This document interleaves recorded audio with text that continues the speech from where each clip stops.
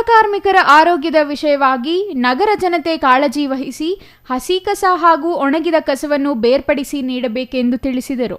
ನಗರ ಗ್ರಾಮೀಣ ಜನತೆ ಪೌರಕಾರ್ಮಿಕರೊಂದಿಗೆ ಸಹಕರಿಸಿದಾಗ ನಾವು ಆರೋಗ್ಯವಾಗಿರಲು ಸಾಧ್ಯ ಎಂದರು. ಪೌರಾಯುಕ್ತೆ ಡಿಎಂ ಗೀತಾ ಮಾತನಾಡಿ, ಪೌರಕಾರ್ಮಿಕರು ಒಂದು ದಿನ ನಗರ ಅಥವಾ ಗ್ರಾಮಗಳ ಸ್ವಚ್ಛತೆ ಮಾಡದಿದ್ದರೆ ಕಸದ ರಾಶಿಗಳೇ ಬಿದ್ದು ಜನರ ಆರೋಗ್ಯದ ಮೇಲೆ ಕೆಟ್ಟ ಪರಿಣಾಮ ಬೀರುತ್ತದೆ. ಉಪಾಧ್ಯಕ್ಷ ಫರೀದ್ ಮಾತನಾಡಿ, ಪೌರಕಾರ್ಮಿಕ ಬೆಳಗಿನ ಜಾವದಿಂದಲೇ ತಮ್ಮ ದೈನಂದಿನ ಚಟುವಟಿಕೆ ಪ್ರಾರಂಭಿಸುತ್ತಾರೆ.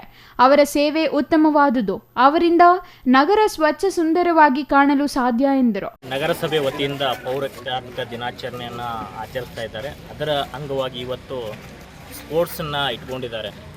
ಇಂದಿನ ದಿನಮಾನಗಳಲ್ಲಿ ನಾವು ಪೌರ ಕಾರ್ಮಿಕರನ್ನು ಇಲ್ಲದೇ ನಮ್ಮ ನಗರವನ್ನು ಅಥವಾ ಯಾವುದೇ ಆಗಲಿ ನಗರ ಪ್ರದೇಶ ಆಗಲಿ ಗ್ರಾಮೀಣ ಪ್ರದೇಶದಾಗಲಿ ಅವನ್ನ ನಾವು ಊಹಿಸ್ಕೊಳ್ಳೋಕ್ಕೆ ಆಗೋದಿಲ್ಲ.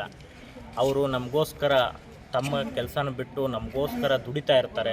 ಆದ್ದರಿಂದ ನಾನು ಈ ಜನತೆಗೆಲ್ಲ ಏನು ಕೇಳ್ಕೊಳ್ಳೋದಂತಂದರೆ, ಈಗಾಗಲೇ ನಗರಸಭೆ ಹಲವಾರು ನಮಗೆ ಸಲಹೆ ಸೂಚನೆ ನೀಡಿರ್ತದೆ. ಉದಾಹರಣೆಗೆ ನೀವು ಹಸಿ ಕಸ ಒಣ ಕಸ ಅದನ್ನು ಬೇರ್ಪಡಿಸಿ ಕೊಡುವುದಿರ್ಬೋದು. ಅಂಥವನ್ನೆಲ್ಲ ಮಾಡಿಕೊಟ್ಟಾಗ ಪೌರ ಕಾರ್ಮಿಕರು ಏನು ಕ್ಲೀನ್ ಮಾಡ್ತಿರ್ತಾರೆ ಅವ್ರಿಗೂ ಕೂಡ ತುಂಬ ಅನುಕೂಲ ಆಗುತ್ತೆ.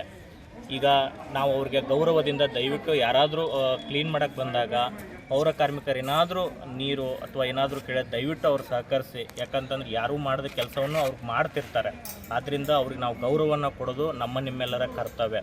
ಇನ್ನು ಈ ಸಂದರ್ಭದಲ್ಲಿ ಕಲೀಮುಲ್ಲಾ, ಮಂಜುಳಾ, ನವೀನ್, ಶ್ವೇತಾ, ರೂಪಾ, ಮಧು, ಎಂಸಿ ನಾರಾಯಣಪ್ಪ, ರಾಜ್ಕುಮಾರ್ ಮತ್ತಿತರರು ಹಾಜರಿದ್ದರು.